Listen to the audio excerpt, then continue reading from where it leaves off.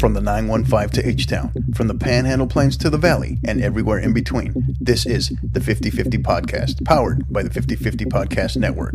Join me, Hector Cano, as we cover the Texas high school club and college soccer landscape, along with an inside look at the college soccer recruiting scene. The 50/50 Podcast is a platform about the people and for the people who are dedicated to the beautiful game. Here we go. It's another edition of the 50/50 Podcast, episode 114.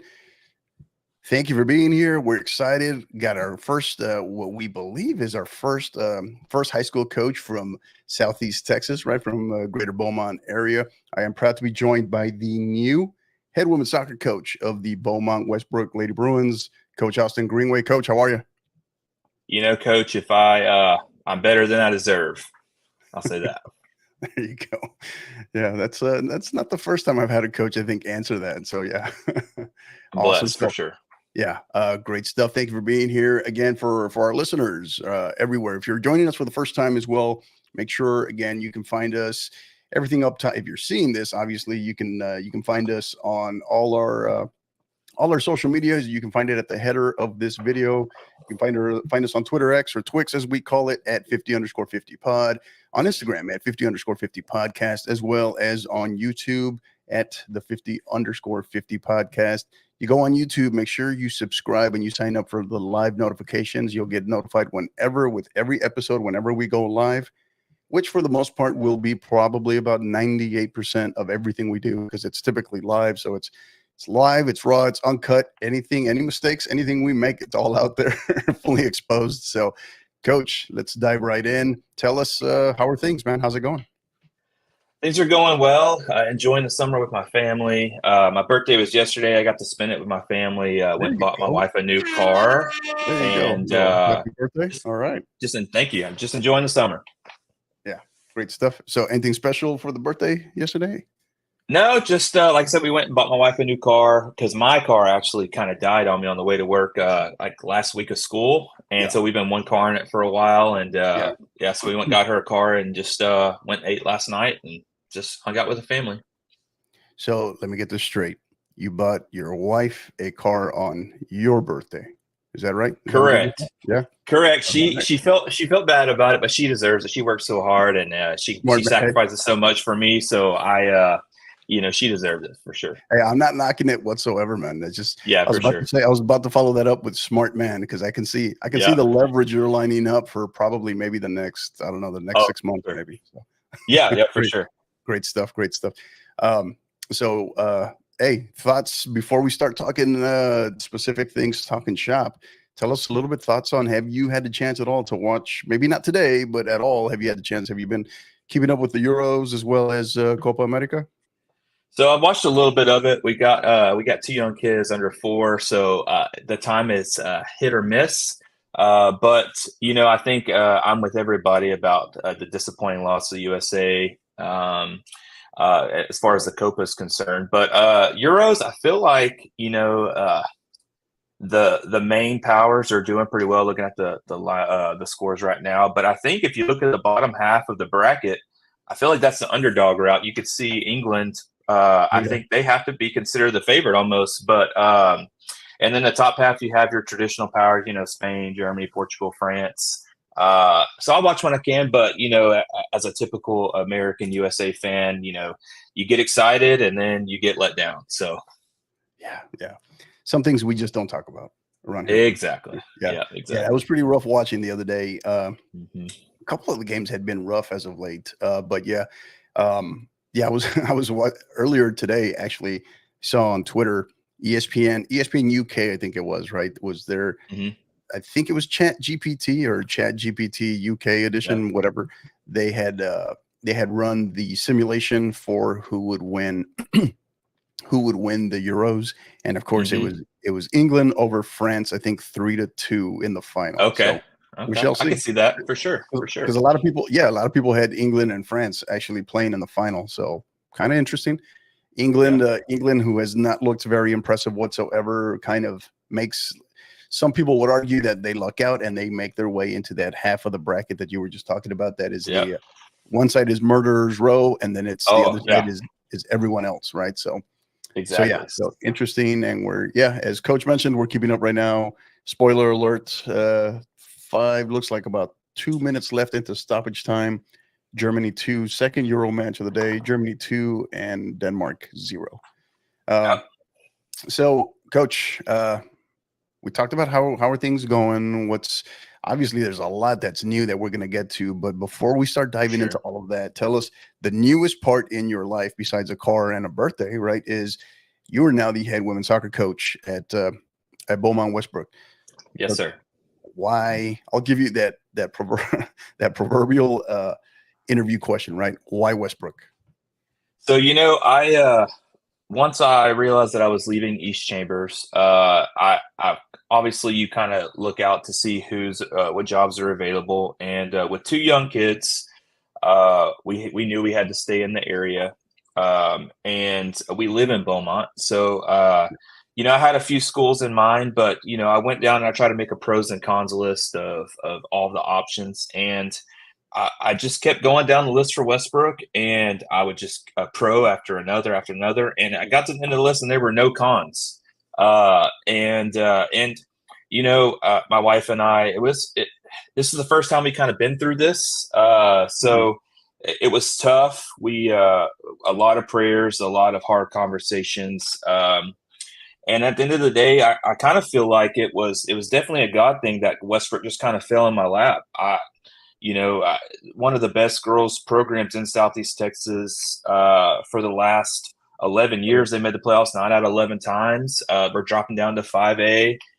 I'm just kind of surprised that that it just kind of lucked out for me. But at the end of the day, it's not very often you get to be handed the keys to one of the best girls programs in the area, and so it was an easy decision for sure. Yeah.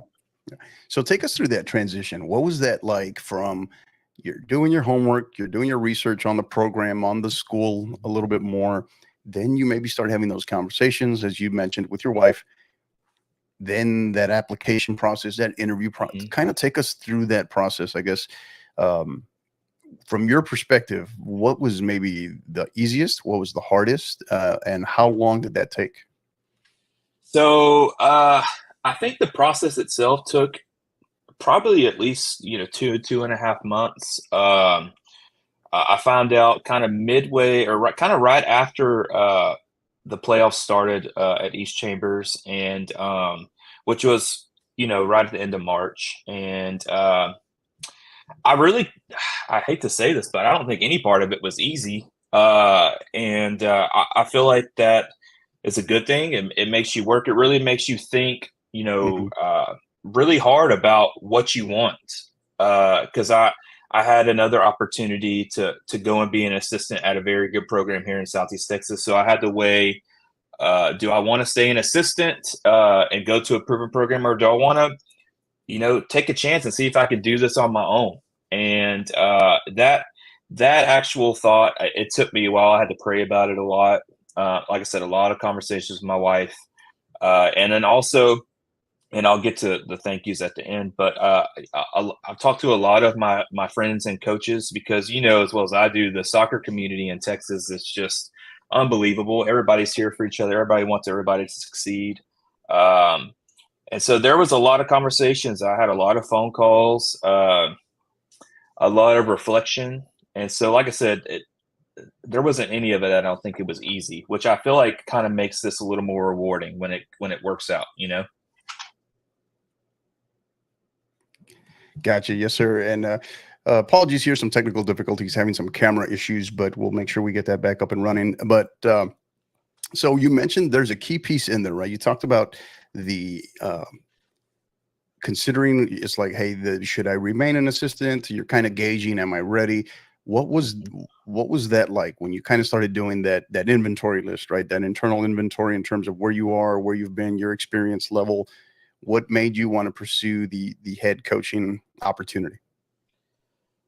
I think, I'm very proud and very proud of the wins and the seasons we had at East Chambers, and we had a lot of success.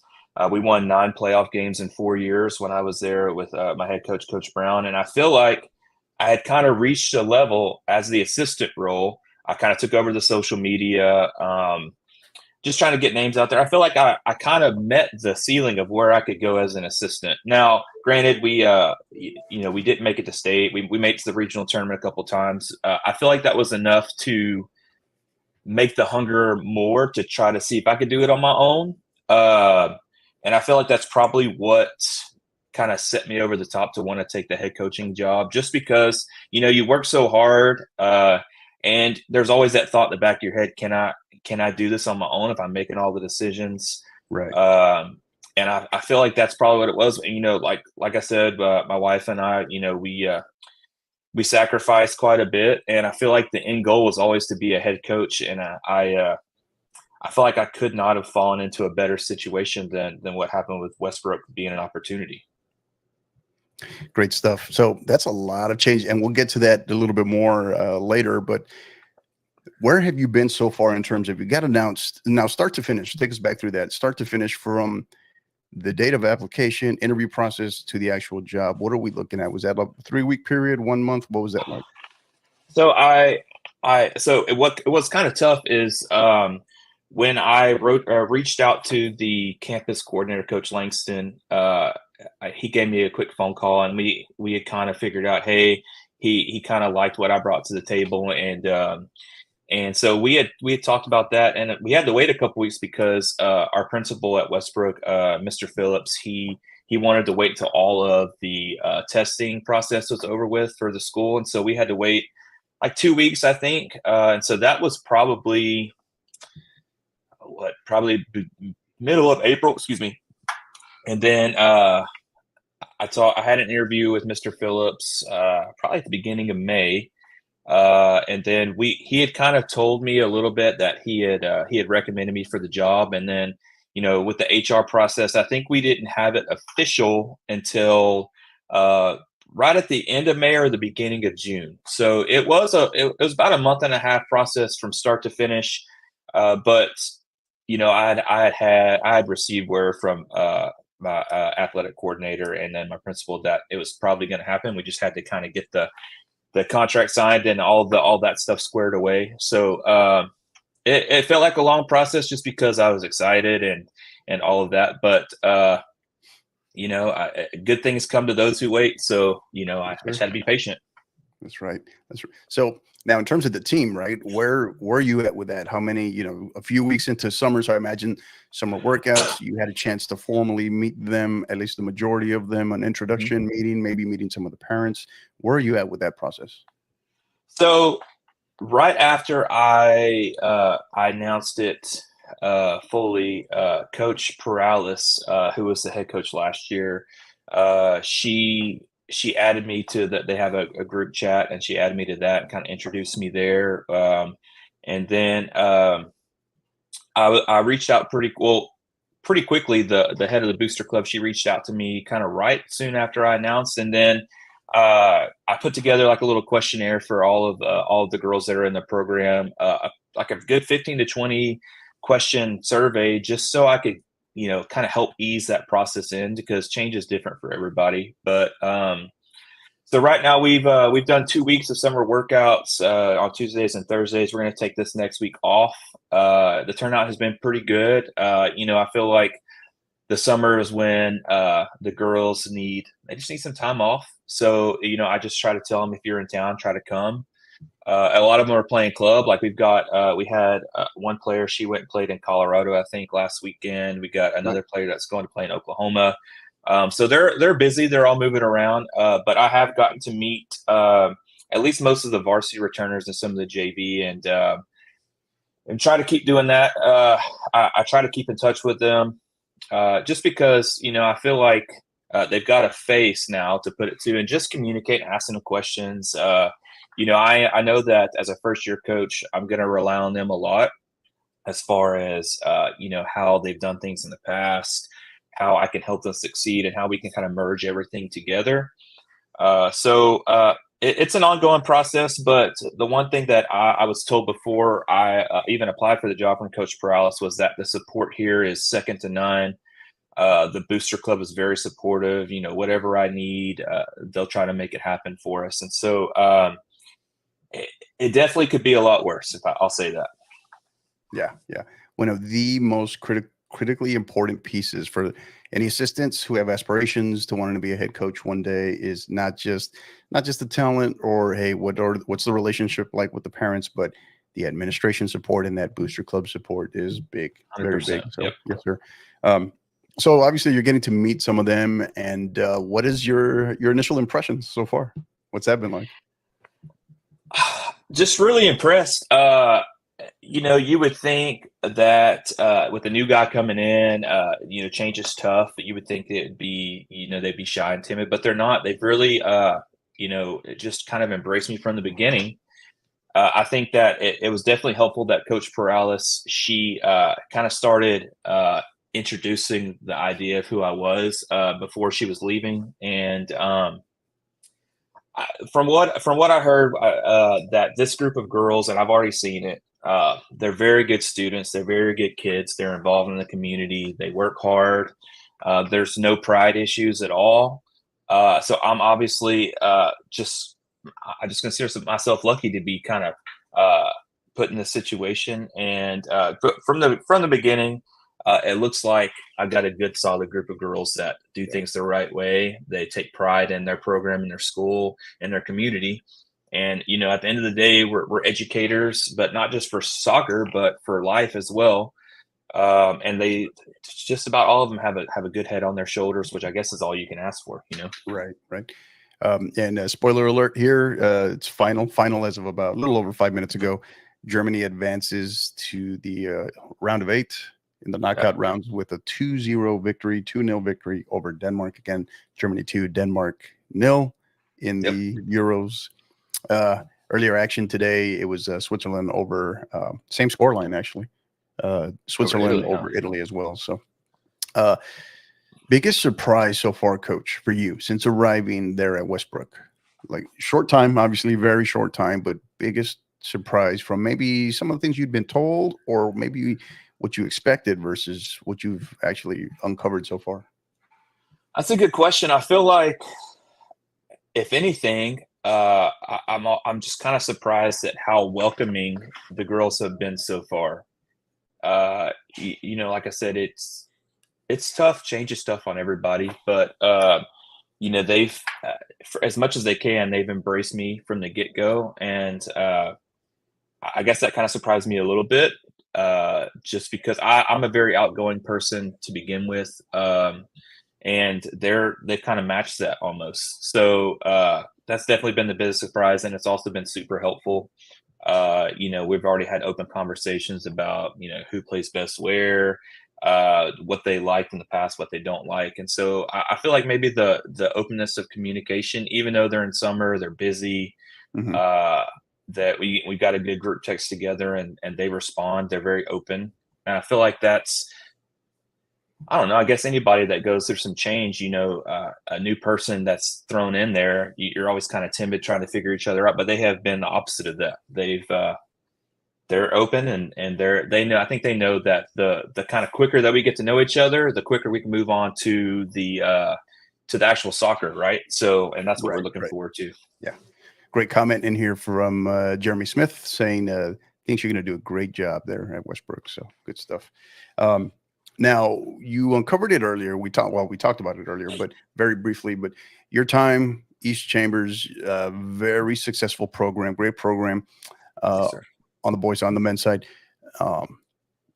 Making that switch, right? So from East Chambers, that classification level to now, and the men's game to now, right, on the women's side. And we'll talk more about classifications later, but how are you processing that? How are you handling that? What's your approach to that? So I think the first thing that I did was I went and watched some of their film from last season. just to kind of get an idea, because everybody that's a soccer coach knows that the girls' game is just it's a little bit slower. Um, but I feel like what the lack of speed, what they make up for is, this is going to sound bad for my guys that I've coached, but I think girls are more willing to listen and kind of do what you tell them to do without really questioning it. And from what I've been told, these girls show up to work. They're hard, hard headed in a good way. Like they want their success to be there. But I did have a little bit of experience coaching a girls club team, kind of right when I got out of college back in like 2010, 2011. So I was a little familiar with there, and I also kind of helped a little bit when I could with the East Chambers girls team, who went on a historic run. Shout out to them this past year, and it is definitely going to be an adjustment. I think so, but I've talked to and y'all probably know Coach Hobson over at Lumberton and Coach Fields at Vider. They told me that they had a little hesitancy going into coaching girls at the beginning, but they both told me they would never do it any other way. They love it so much, and so it is going to be a little bit of a learning curve. But I feel like we can be a little more creative. We can be a little more open to just different things. And I'm looking forward to it for sure. There is a little bit of hesitancy, changing from boys to girls. That's all I knew. Right. But it's definitely not something I'm shying away from. Like I'm going at it, full steam ahead. And I'm just excited to work with them. Yeah, I'm right with you. I remember, Coach, when I first got into coaching, I was that coach that said, "There's no way," and you know what, that I'm ever going to coach girls, that I'm ever going to coach women. And then, boom, probably about I don't know, year and a half, 2 years after that, when my very first job on the women's side was at the Division I college level at the Air Force Academy, right? And so yeah, and it's, you're right. I think I've been on that side of the house for so long that doesn't mean I can't see myself coaching on the men's side ever again. Yeah. But the game is, it's tweaked. It's a little different, but what I tell people all the time is, the ground is still flat. The ball is still round, and there's still 2 goals. So the game is the game, right? For sure. So yes, it's just a matter of, when you look at it from that perspective, and then everything else is, it doesn't matter whether it's the men's side or the women's side, it's still relationship based, right? And if you're a transformational coach versus transactional, you'll be fine. So 100%. What has you excited? Kind of a 2-parter here. Maybe most excited and maybe the most nervous making this transition to the women's game. So most excited for sure. Just because it's something different. The beauty of going to like the Tasco convention and stuff like that. There's always something new to learn. You don't experience the same thing no matter what each day. Like practice is going to be different. You learn stuff new. So the challenge of doing something differently has me excited for sure. And also, I talked about their sustained success. I mean, they made the playoffs 9 out of the last 11 years. They've won 8 playoff games in the last 4 years at the 6A level. So the excitement of dropping down to 5A, which, don't get me wrong, I'm not saying 5A is easier because they're just as good. I feel like the excitement's there that we can kind of make our mark on the 5A level. But nervous, I guess, also trying to figure out how to adapt my coaching style, going from I'm not saying you can't be aggressive coaching girls, but boys, you can be a little more firm and rough. And so maybe trying to learn that relationship a little bit. And also, we're going into a tough district. You have P&G, who went 26-3 last year, made a run to the regional semis. Right. Barbers Hill. It's going to be a tough district. And so we're gonna have to be ready to go, or they're gonna take it to us. So, yeah. So in your time, summer workouts so far, your limited interactions with them so far, right? We talk about that difference from the men's side to the women's side. Any surprises there so far that you've already noticed? Just how willing they are to attack the day, right? It's early. Soccer season isn't for another 4 or 5 months. but they're getting after it like we're going to go out and play tomorrow. Like they show up, they're excited to be there. It's not like, oh, we have to go to summer workouts. They're excited. They come in with a smile on their face. And I feel like as a coach, that's all you can ask for, right? You Right. just want them to be happy to be there. Because at the end of the day, we're playing a game that we love, right? So for them to have that same level of excitement and commitment to wanting to better themselves now when it's toughest, it's a lot easier to say, okay, I'm going to go hang out with my friends, but they're choosing to come and work. It doesn't get any better than that. Yeah, and truth be told, if you're really doing your job, our jobs, right, or in our profession, if we're really doing our jobs and we're doing it well and we're establishing a good culture, good environment, they're going to want to be there, right? Exactly. Not because of us, but because of what we're building together. And truth be told, right, community, they're friends, right? Yep. So yeah, and you want that, and then along the way, of course, to get better, we want them to be able to compete. So yeah, absolutely.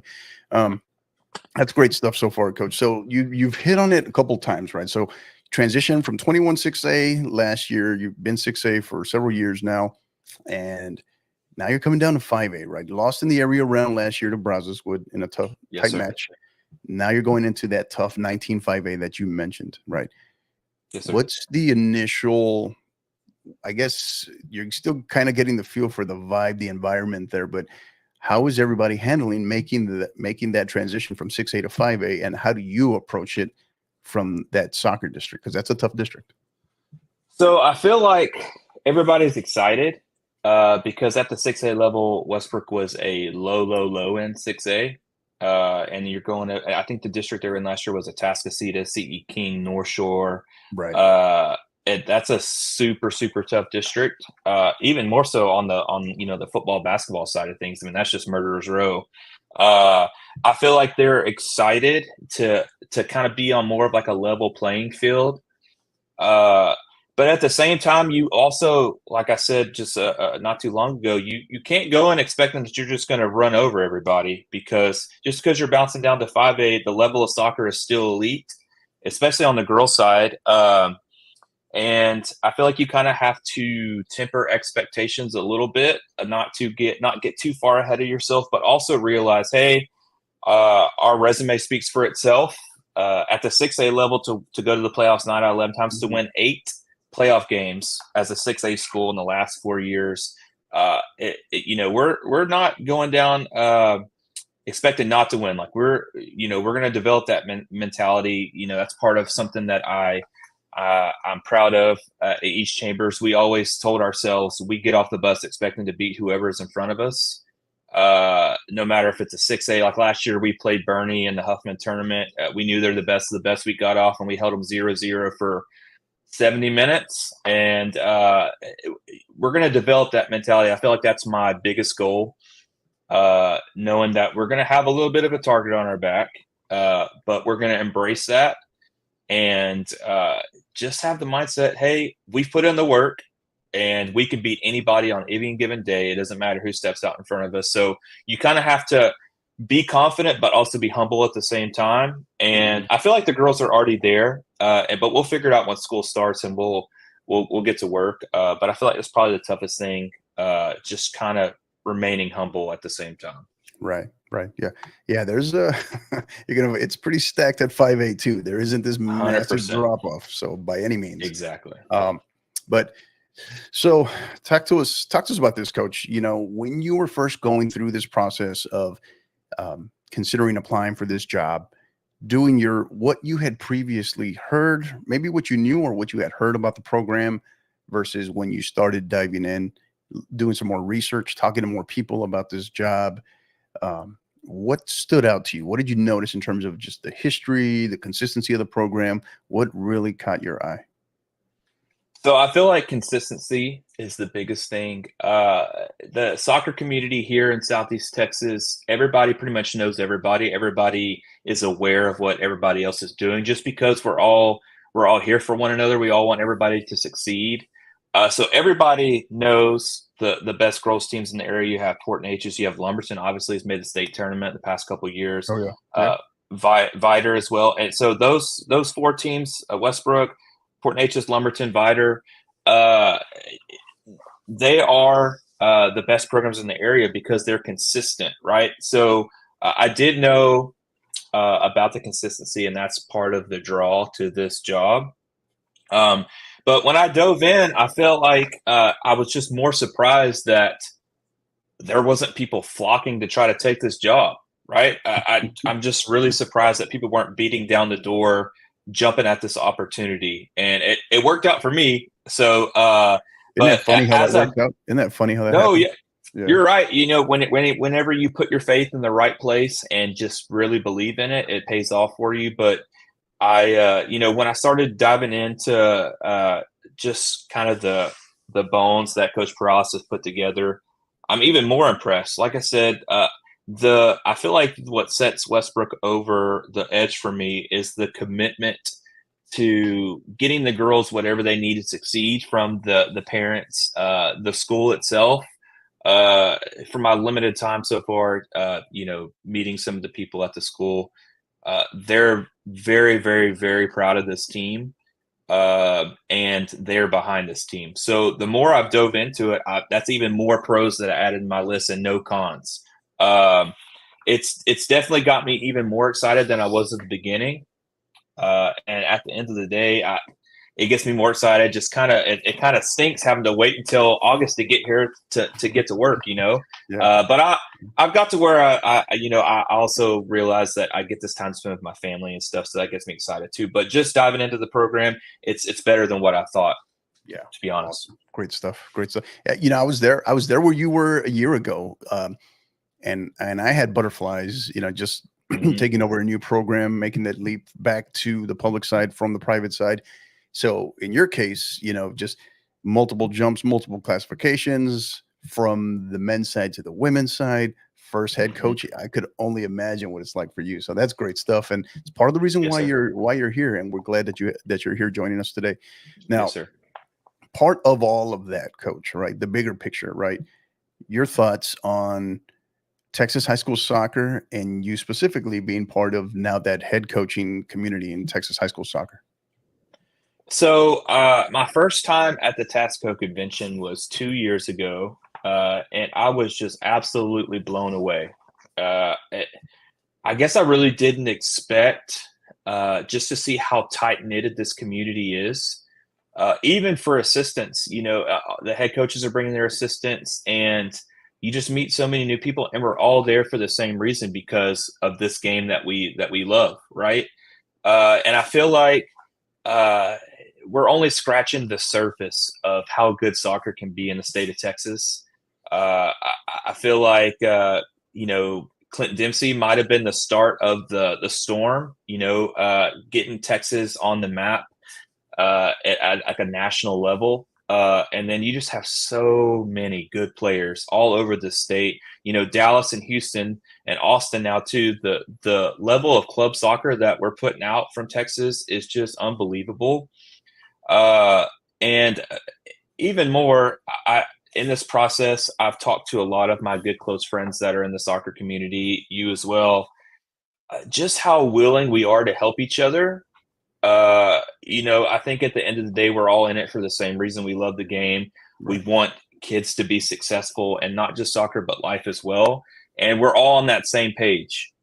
So I guess, as a head coach, I guess it's almost kind of the same for me. I feel like, I've made a lot of connections, and I've realized just how willing we all are to help each other. And I definitely could not have done this at all without any of the people, and I'll thank them all later. But I've had to use a lot of help in this process, and it's just shown me how great this coaching community is in the state, for sure. Great stuff. So we start to transition here, Coach. Got one more question for you. This one's the one I occasionally ask. This one definitely have to ask it of new coaches, right? Put you on the spot here. So finish this sentence. The 2024-2025 season for the Westbrook Lady Bruins will be a success if? That's a good question. I always start with district champions. I feel like that's the standard. That's goal number one. So I feel like if we can be the district champions at the end of the year or at the end of the season, I feel like that is going to be that's going to be the success. And I know that if we do that, we're going to go on a run in the playoffs. But that I feel like that's just a good starting point. I want us to be the district champions at the end of the year, and it's going to be tough, but we're going to be ready to do it. All right, district champions.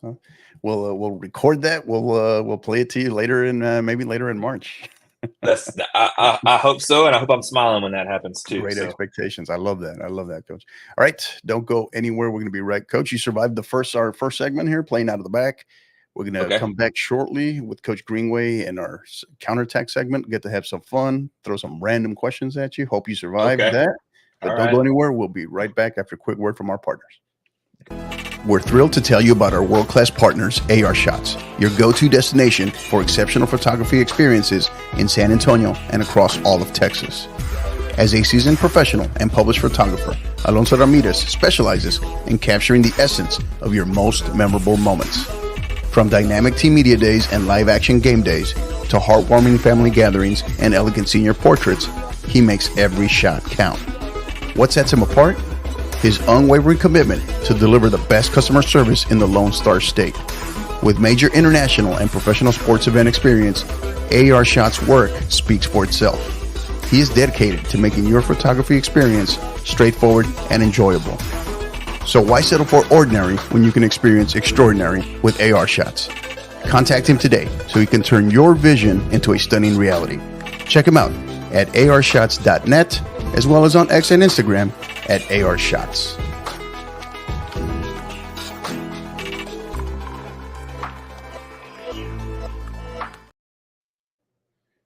And we're back, episode 114, with the new head women's soccer coach of Beaumont Westbrook Lady Bruins, Coach Austin Greenway. Coach, it is counterattack time. You ready? I'm ready. All right. We put some new questions in the arsenal here, so you get to be the guinea pig here. So, all right. Some of them are familiar. We recycle some of them from time to time. It just ultimately depends on who our guest is. But here we go. First one. Strangest thing in your refrigerator right now? Oh man, that's a good question. Strangest thing. I feel like we're pretty basic. What is that? I'm gonna put my wife on the spot here. It's got to be something for her. You know what she likes to do? She likes to put bread in the refrigerator, and I was never that guy growing up, and so all of our bread stays in the refrigerator. So I guess that's strange. That one strikes you. I just we at my house growing up, we had like a bread container that we kept on the counter, and so when she put that in there and started putting it, I guess that's, to me, that was the strangest thing, I guess. Yeah, I was the same way growing up, but then somewhere in my military career, the bread made its way into the fridge, and it's like, hey, it lasts a little longer. So it does. It works. I'm not hating on it. I'm just saying that's probably the strangest. Right. All right. Favorite music artist when you were in high school? So this is actually kind of cool. So my favorite artist in high school was Creed.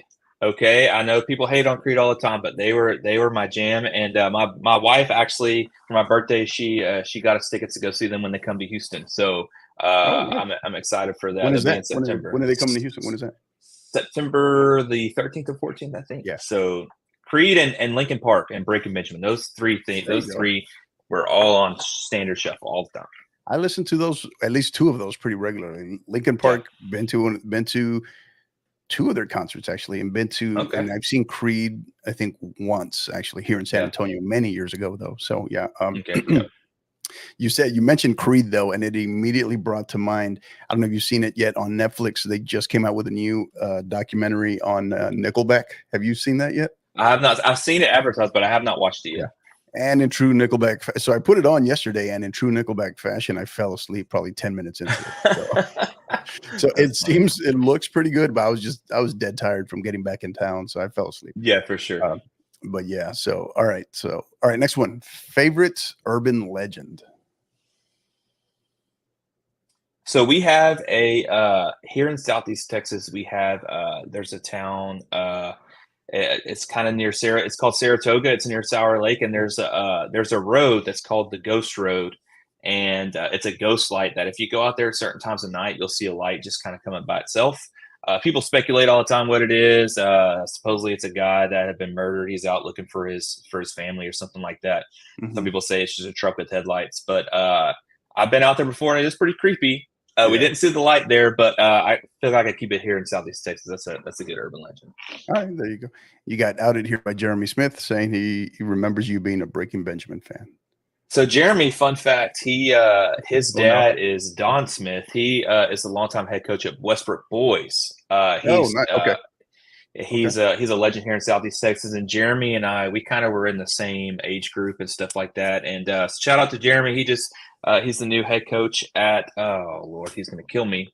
At a school outside of Houston. I can't remember what it was, but congrats to him, by the way. Yeah, awesome. So next one here for you. True or false, or yes or no, I guess I should say, more than true or false. True or false or yes or no, whichever one you want. Coaches have favorites. Yes. You want to expand on that one for our listening audience? I agree with you. I agree with you, but we all have our reasons. You don't want to say that you do, but you have the kids that just show up, never complain, work hard, do exactly what you ask them to do. And it's hard not to kind of trend towards those guys. Like, one of a guy we just graduated, East Chambers, he was a 4-year player for me, started at JV, worked his way up. He wasn't the best soccer player ever, but you knew he was going to be there every single day. He was going to have a smile on his face. He was going to work hard, and he just enjoyed being there. And he's one of my favorite players I've ever coached, not because of skill, just because he's just happy to be a part of something. So, just examples like that. You're always, even as a parent, I haven't experienced this yet, but, you always tend to have favorites as parents stuff too. I just feel like you want to say that it's not true, but every coach deep down has somebody that they kind of lean towards more so than others.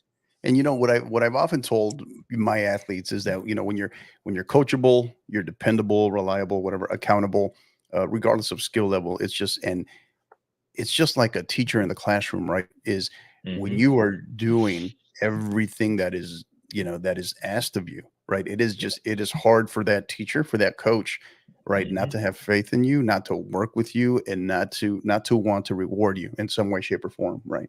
So, exactly.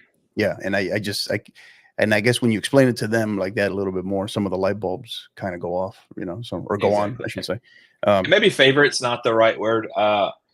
Maybe just people you gravitate towards more so. Like you find yourself like they're the first person you notice, kind of, something like that. There it is. Hey, there he is right there. Hey, we call him Stat Man. He took our stats for us, but yes, it's you, Jesus, my man. There you go. Great stuff. All right, next one. Social media pet peeve, if you have one. So this is kind of funny, actually. I don't like, and this is me being OCD, and it's not just social media, it's text messages too. Like, I don't like when people put emojis at the very end of a sentence or a text and not putting a space in between the emoji and the word. Okay. So you mean like period and then no space emoji kind of thing? Is that what you're talking about? Yeah, or like if you're not even doing like a full sentence, like you said, I'll be there later. And if you put the emoji right next to that letter at the end, it just kind of irks me a little bit. I guess I'm grammatically correct as much as I can. So that just kind of gets on my nerves a little bit. And also we have I'm not going to say his name, but we have a weatherman here in Southeast Texas who people like to comment on his stuff with stuff that's very easy to be answered. Like, for instance, he might say, hey, we're about to get a storm, and people come in, like he has a map. It tells you exactly what time it's going to be there, and they don't matter. They're going to go and ask that question. So like, it's fun to go and read it, but it also kind of gets on your nerves at the same time. Social media for you. Yeah. All right. Favorite number and why? Number 6, because that was my number in high school soccer. So did you just end up with that random number when jerseys were being thrown out one day, or is there a significance to that, or what's no, that's just the one that was available, and it just stuck with me. Like I just whenever I played professional indoor, I got to pick number 6. It's just been with me the whole time. So there you go. All right, next one. All right, let me know too if you've been one, if you have been a violator of this, and which all, some, or none. Okay. Okay. Socks with Crocs, Birkenstocks, and sandals. So I don't wear Crocs, but I do have Hey Dudes. Okay, and if I am, I guess yes, I do like to wear socks with Hey Dudes, but also for right now, I got Hey Dudes on. I don't have socks on them. But all the kids at school, my lord, they all have Crocs and they all wear socks. So I guess Now, it's actually it's what's a the good rule thing. on Hey Dudes though? What's the etiquette on Hey Dudes though? They're kind of different. They're kind of aren't they kind of like loafers though? Are they meant to be Yeah, more without socks or with or I don't know. That's an I interesting one. think they're meant to. I think they're meant to not have to wear them Right. because right now I have them on and they're comfortable. I just got these the other day and they're just like I've had them for years. Yeah. But the one thing I like about those is kind of like I have Sperry's as well. They're formal enough to where you can kind of wear them out to dinner, and Mhm. also they're casual enough to where like Yeah. I could just go to the grocery store and just throw them on. You know. Yeah. Yeah. Yeah. I guess I hadn't really thought about those, but yeah, it's a good point. Yep. All right. Next one. Current music and podcast play. Not sure how much of a podcast guy you are, but music and podcast playlist. So we get Coach Greenway's phone right now. What are we going to find in that playlist rotation and podcast rotation?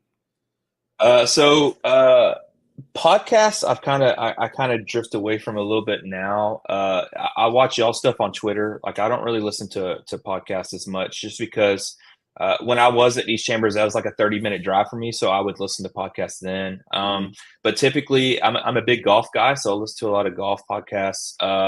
Okay. And then when fantasy football season is in, I'm listening to fantasy football podcasts every single day, just trying to like pre-draft all that kind of stuff. Yeah. But as far as music, I've kind of in my high school days, I was and kind of early 20s, I was a big rock guy.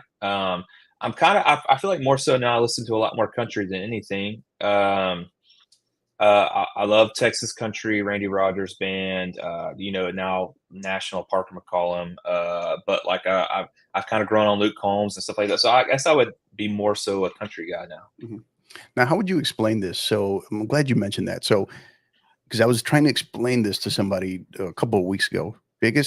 How would you explain Texas country from country besides the obvious? I mean, how would you go? I was trying to explain it to someone, try to play some music for someone, and they kind of were with me, but it turned into a pretty confusing thing. I feel like less technology, more just real sounding, right? Not so much automated stuff. And I feel like a lot of Texas country, they have to get their name out there by playing live. So most of their music, if you listen to it on on your phone or whatever, it's going to sound almost exactly the same when you go see them live. So Yeah. I feel like it's less technical. I guess maybe that's the right word for it. Part of how I explained it was you're generally going to get more of your acoustic sound, right? Acoustic guitar. Yeah, 100%. That's kind of how I explained it. But yeah, so okay. So Yep. make sure I'm on the right track there. All right. 100% agree. Yes or no? Ghosts. Yes or no? Yes, 100% yes. Spooky ghost story? Yes, no. You got one? Besides No, besides the urban legend? no, I feel like, and I'm not going to throw religion or anything in there, but I feel like if you're a Christian and you believe in life and death, there's got to be some sort of you that kind of believes in like angels and that kind of thing, right? And I feel like ghosts. Ask my wife. My favorite show is Ghost Adventures. I watch a lot of ghost stuff.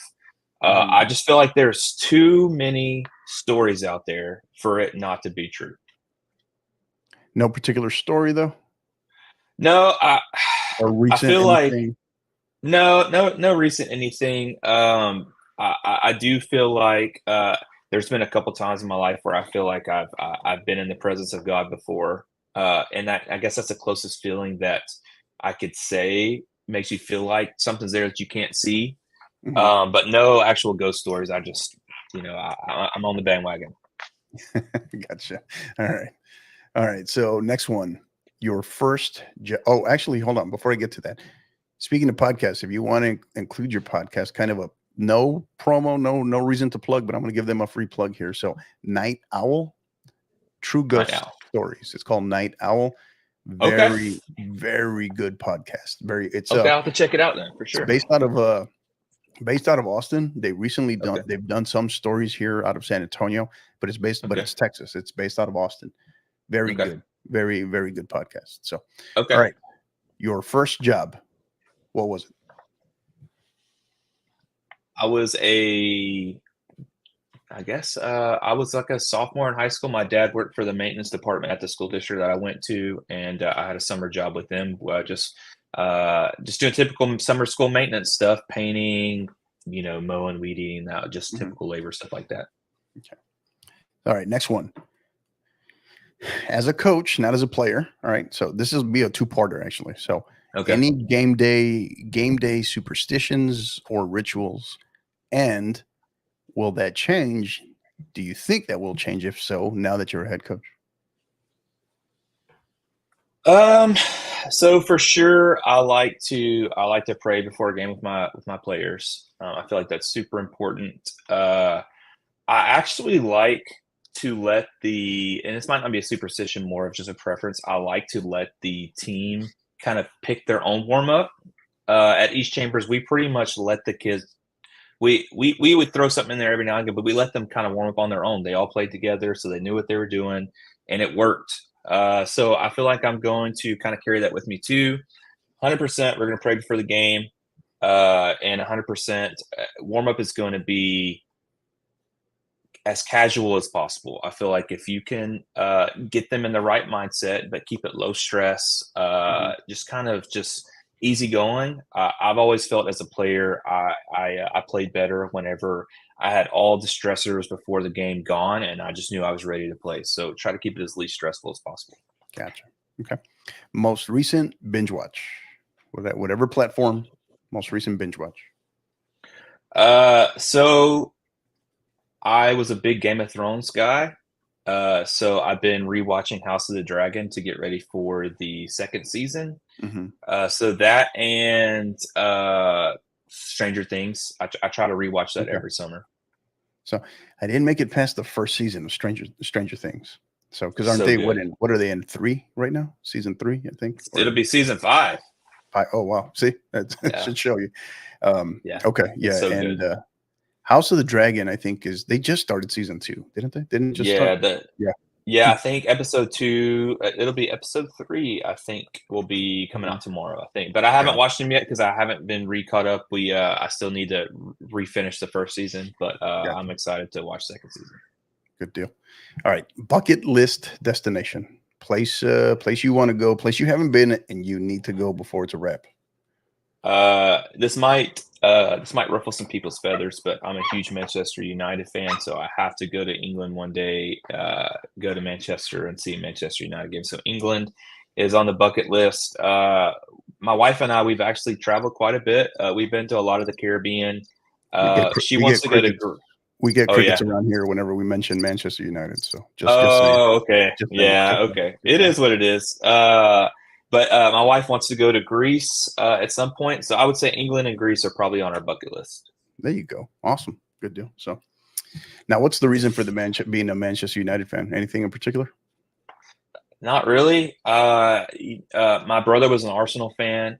And I feel like that's just the first team that kind of stood out to me. I guess maybe that was kind of right when it was the Roy Keane, Paul Scholes, David Beckham era.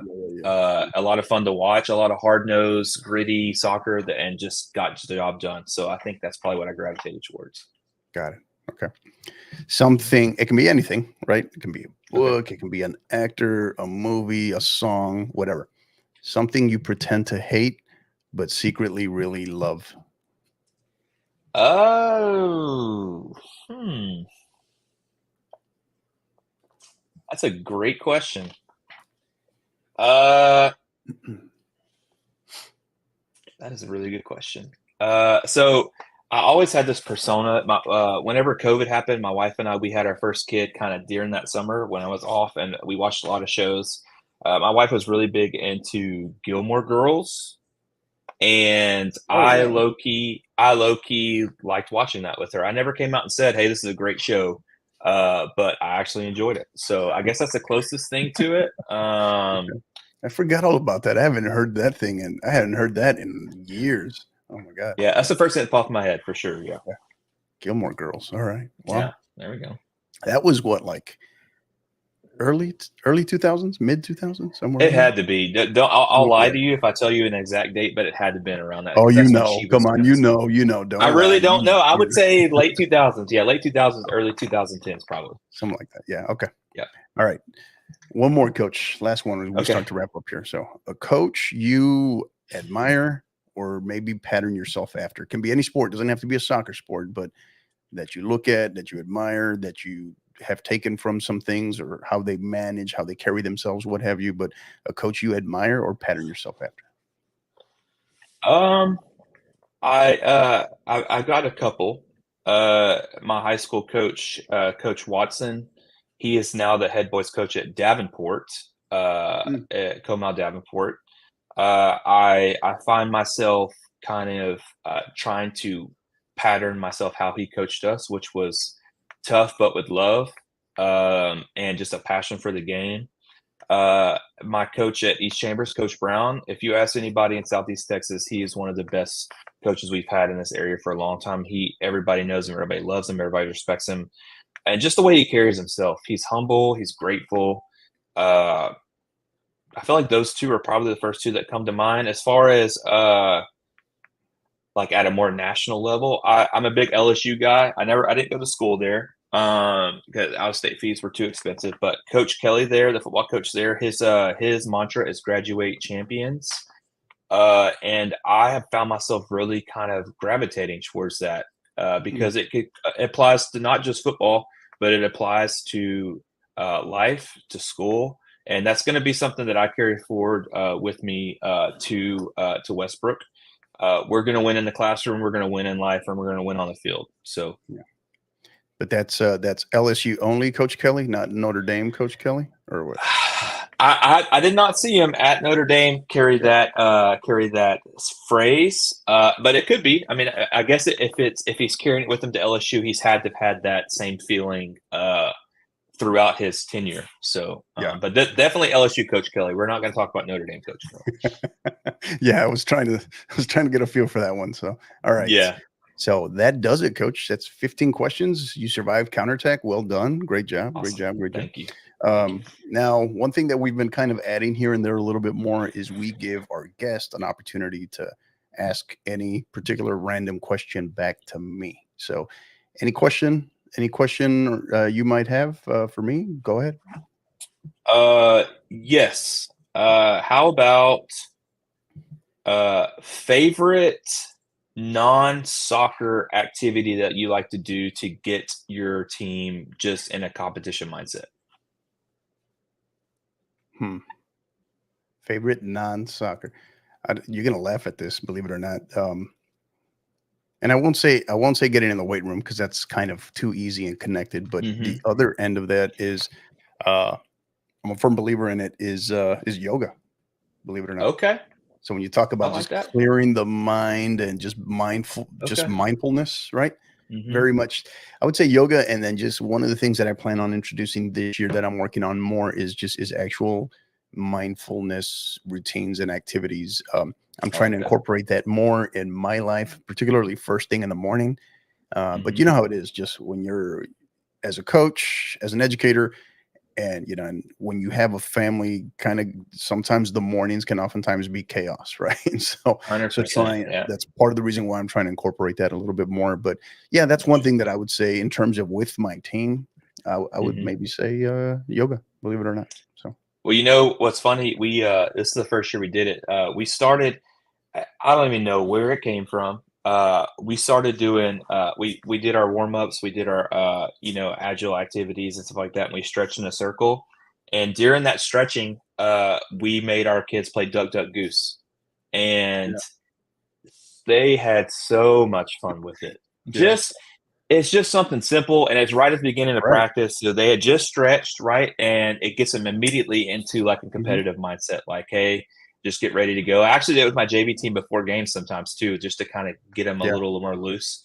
So that's why the question popped in my head. I think it's kind of cool when you do something non-soccer related. Yeah, I do try to make it a point in training, in general training activities, kind of rather routine. I'm not going to say every training session, but I do try to put a an attention getter equivalent, if you will, right? Yeah, Something I like that'll it. get them. Yeah, absolutely. So very important. Just kind of depends where you are in the week, where you are in the season. But Exactly. I think most Yep. of all, as coaches, is trying to get a feel for the pulse of your team, right? Where are they Yep. at?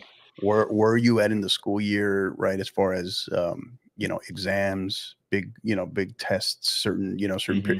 that, because as soccer we kind of get all of that, right? We kind of get the fall semester exams, right? And then Yep. you kind of star testing comes into play, SAT, ACT testing comes in. All of that is kind of falling in there in our season, right? So Yes, so yeah. sir. So yeah, for sure. It's a great question though. It's a great question. So uh, some insight here from CHS Pirates here. So train the brain and not just the body. Absolutely. I love that. I always something I learned at Tasco this year. I can't remember what the coach's name was, but his topic was positionless soccer, and it Mm. was the most riveting and like just mind blowing topic that I've ever heard in my life. It really kind of his main thought was all high level players can are very good technically, but you've got to teach them to play with their brain and play smart, right? And so I love that. Train the brain, not just the body. I just absolutely trying to make them think more, you know? His name is Fred the That's Cranian. him. So Yes, we had 100%. him Love on. that. We had him on. If you go to our archives, Coach, you can find him Hmm. on YouTube. He was Yep. on there during our Tasco convention series this past Okay. year. We had him on. It was probably about a 25-minute episode, and Okay. we got into that exact conversation. I was trying to think of his first name. I knew the last name, the Cranian, but he's out of Yep. the International Soccer School, which is based out of Florida. Yes, And sir. it was a great conversation.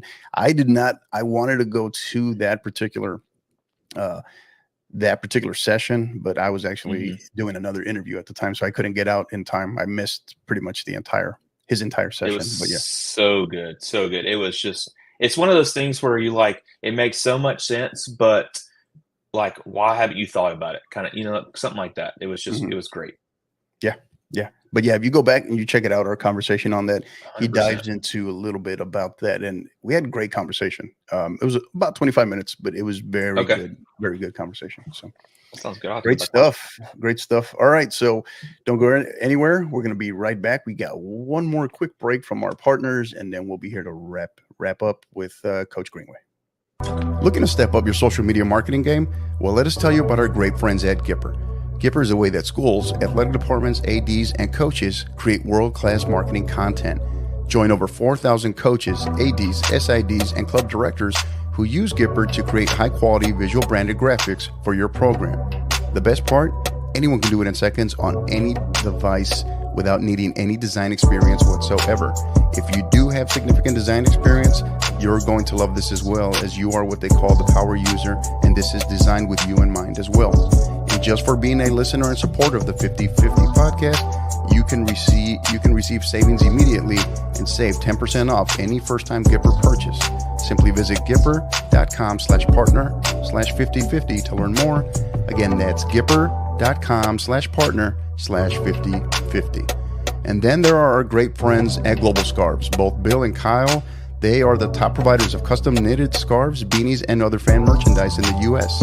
All merch is fully custom with free design services and free shipping on all orders.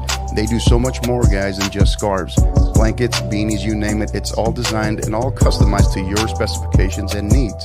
You can contact them at info@globalscarves.com to get any free designs or quotes built out for your school, club, or maybe even a supporters group. Simply mention the podcast or use the code #5050pod and they will be sure to take care of it. All right, and we are back, episode 114 with Austin Greenway, the head women's soccer coach of Beaumont Westbrook Lady Bruins. Coach, this has been great. Have loved having you on. Thank you. You've done great. And last piece is our stoppage time here, where we give our guests the opportunity to have the floor and any shout outs, thank yous, talk about anything that's on their mind as it relates to the game or profession, what have you. The floor is yours, Coach. Yeah, I want to. I have a few thank yous. First of all, I could not be in this situation without God. This past a few months has been tough. Just really putting, just got to have faith, and just realizing that, he's in control, and just to trust his judgment and his path. Secondly, my wife, man, there's not enough words to say. She works nights in labor and delivery at the hospital, and she sacrifices so much for me to be able to chase this dream. It's we just do the best we can. We're a great partnership. She sacrifices so much, so I Yeah, cannot be in this position without her.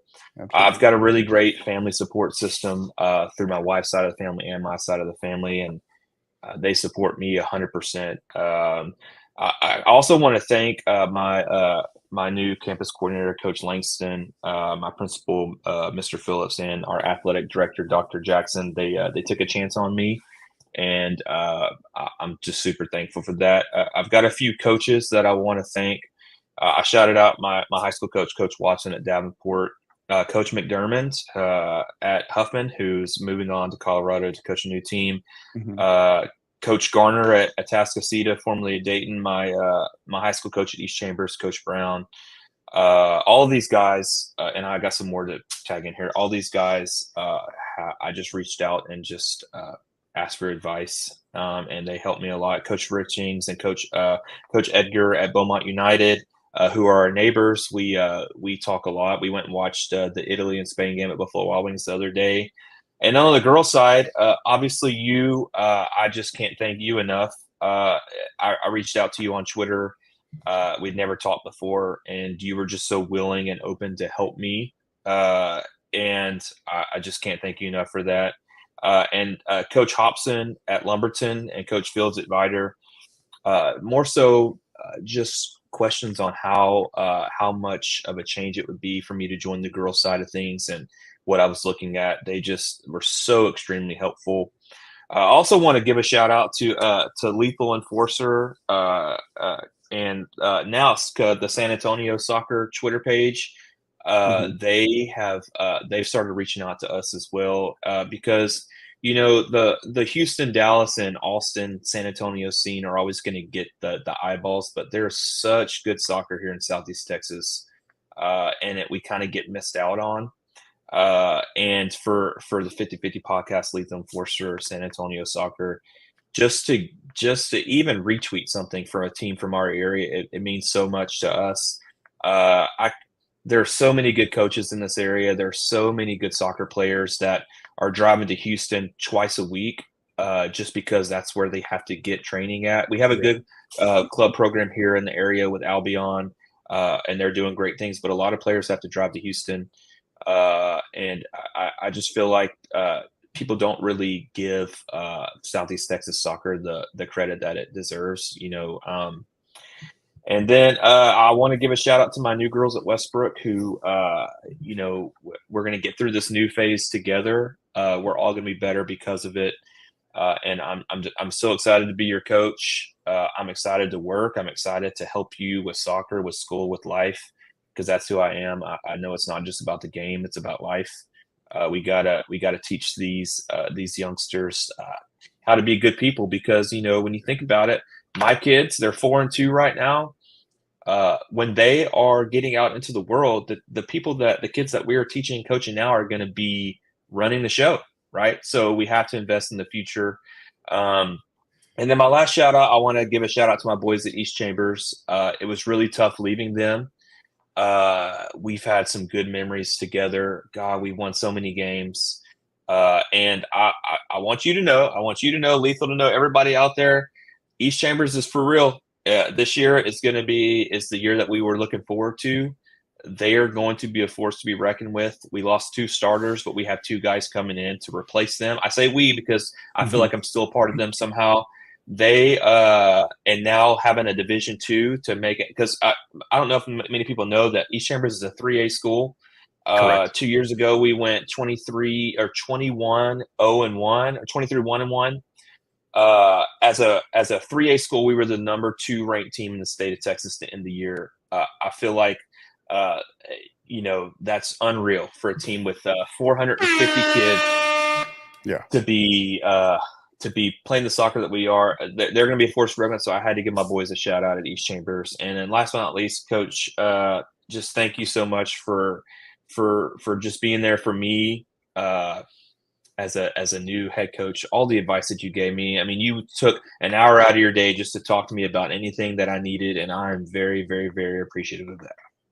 Absolutely, buddy. That's part of our job. As you transition into this role now too as a head coach, that is your charge now, right? As you're learning your job, but you're also teaching your job to those below you, right? The assistant coaches, and then those coaches that have those aspirations to want to be a head coach one day, because that's how we really excuse me, that's how we really grow this thing. That's how we Yes, really sir. and good people, just developing more good people. And at the end of the day, along with the coaching education piece, right? And as educators as well, but better coaches lead to better players, right? And that's how we grow this thing for sure. So really appreciate you, Coach. And I like that piece that you mentioned in there too about Beaumont. A lot of talent out in that neck of the woods, right? Just east of not just Houston, obviously, but southeast Houston, greater Beaumont area. Make sure you're keeping an eye on them. And then you all, of course, now being a 5A, now you join my ranks, right? So now if you ever come across San Antonio MacArthur, Coach, you just got to take it easy on us. Take it easy on us. Same thing for you, for sure. But I expect you guys to be a power in Region 3 right away on day one. Excited to see what you're going to be doing there. And, just some of the stuff coming out of Beaumont too. I mentioned to you offline before we got started with Lamar, what Coach Kogan's doing there at Lamar too. They're doing fascinating things. So get out there and support them out in the on the Beaumont area, Southeast Houston, for sure. So yes, sir. Great stuff. And my final piece, my final take, final thoughts, really short, sweet, to the point. Coach hit on it earlier. Is those of you that are being active? I've seen a lot of great stuff from ID camps to summer 7v7 leagues, as well as, some people playing in WPSL, WPSLs, and of course showcases for those still competing at the ECNL level. But don't forget to enjoy part of the summer, right? Get some downtime. Mm-hmm. Need some downtime to recharge the batteries, mentally recharge, let the muscles, recover for, even if it's just a week, right? A week and a half there. Spend time. Don't forget that you are also, for our high school athletes, don't forget that you're still in high school as well. Spend time, be responsible, be smart, look out for each other, but get that downtime, not just with friends, but with family, because they do so much for not just for the athletes, but for the coaches too, right? So it's our time to give back to them when they give back so much to us in support of us. So please make it a point to, as we're inside of a month to anywhere from a month to 6 weeks before most schools get going again. So please get out there or stay inside, however you want to do it, but enjoy your summer as well, part of the summer at least. So, but that is going to do it for episode 114. Again, if you're viewing this, you can see all our information on the header. If you're listening to this after the fact, again, you can find us on social media, on Twitter at 50_50 podcast, on Instagram at 50_50 pod, as well as on YouTube, the 50_50 podcast. On YouTube, we're trying to grow that page some more subscribers. Get on there. Please subscribe and ring that bell where it can show you can sign up for our live notifications. It'll let you know whenever we go live, which, as I mentioned at the beginning, is about 98% of the time, because almost everything we do is live. So thank you for all our listeners, all our supporters, everyone, for Coach Austin Greenway, the new head women's soccer coach at Beaumont Westbrook Lady Bruins. I am your host, Coach Hector Cano, and you know what to do. Until the next time, keep downloading and keep listening. You've been listening to the 50/50 podcast, powered by the 50/50 Podcast Network. Help us continue to grow by liking, rating, and subscribing on all major podcast platforms. And don't forget to follow us on X at 50_50 pod, on Instagram at 50_50 podcast, as well as on YouTube at the 50_50 podcast. Until the next time, keep downloading and keep listening.